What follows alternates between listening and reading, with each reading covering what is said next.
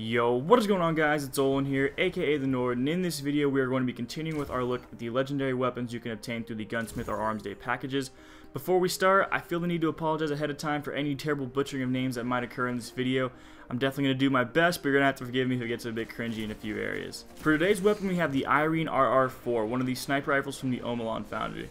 This gun can be held in comparison to the Steel Piercer and the 1000-yard stare, as all three guns have very similar rates of fire and impact, with the main differences being that the Eirene has more range while also having significantly less stability than the other two. As for the perk rolls, the sniper I'm using in the background has the Condor and the Aquila for sights, Luck in the Chamber, Injection Mold, and Zen Moment.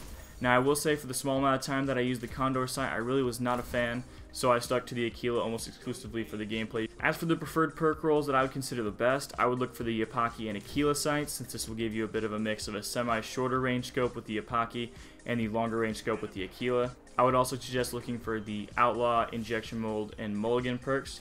Now normally when it comes to snipers, I would suggest looking for Casket Mag to put an extra bullet there for your usage.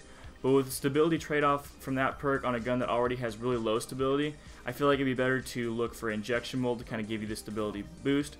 And then if you have Outlaw giving you quicker reloads after your precision kills and Mulligan giving you the occasional recycled bullet from your misses, you'll still have plenty of bullets in mag and it'll feel like you're not really missing a step by not having that fifth bullet. Now while I would say these are the preferred rolls, you can definitely still take advantage of this gun if you end up snagging a Luck in the Chamber roll like I did. This essentially will give you a final round shot every 1 out of 4 shots, which even though you can't predict it, will still bail you out on a fair amount of your body shots. Now you could make the argument that this is kind of cheap, and that would be fair because I mean it is kind of like having final round, but it's an aspect to look at and to keep in mind of. Now as for the sniper itself, I will say that I was pleasantly surprised by how it handled and how easy it felt to acquire targets with it.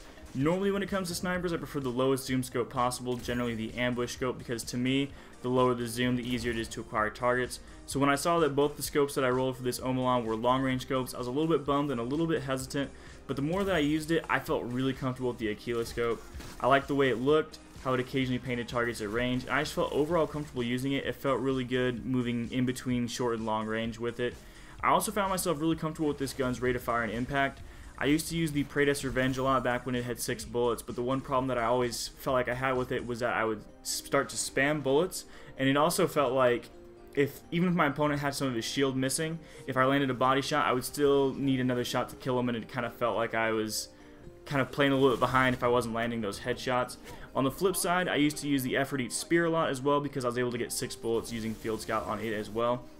And its rate of fire just felt a little too slow, like I just couldn't keep up. So what I ended up using the majority of the time was I ended up using the Longbow Synthesis and the LDR. And this gun reminds me a ton of those guns. The rate of fire feels pretty much exactly the same, and it definitely feels like if your opponent's missing a little bit of shield, that you got enough impact on those bullets that if you hit him, even if it's just a body shot, that he's going to go down. The only true negative when it comes to this gun in my eyes was how bad the kick feels and how the poor stability factors in.